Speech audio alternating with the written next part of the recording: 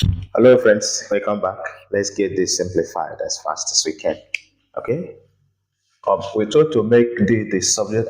We are told to make h the subject of the formula in this equation. D equal to square root of 3h squared all over 2. So the first thing we have to do is to find the square both sides. Okay. So that this square root sign will go. All right.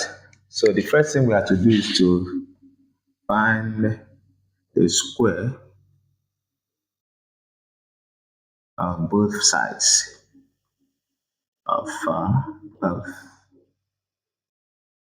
sides so that this square root sign will go. So what we have becomes a d squared equal to square root over 3h squared all over 2 or in bracket squared. All right. This and this square root sign will go.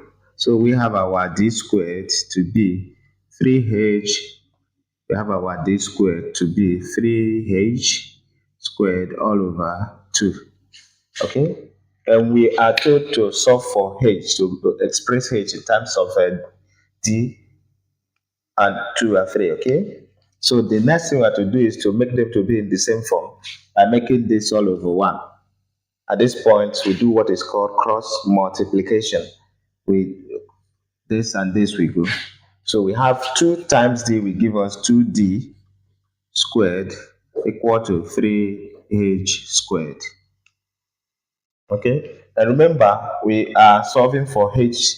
Okay, so we're going to divide both sides by the coefficient of h, which is 3, and here, which is 3. This and this we go. We have our h squared to be 2d squared all over 3. And remember, we are looking for we're making h the subject of the formula and not h squared. And to do that, we are going to find the square root of both sides of the equation. Okay? We find the square root. Find the square root of both sides. So by doing that, we have this square root of h squared equal to square root of 2d squared all over 3. This square and this square root sign will go. So we have our h to be. H now becomes a square root of 2d squared all over 3. And that's the final answer to this, friends. Bye.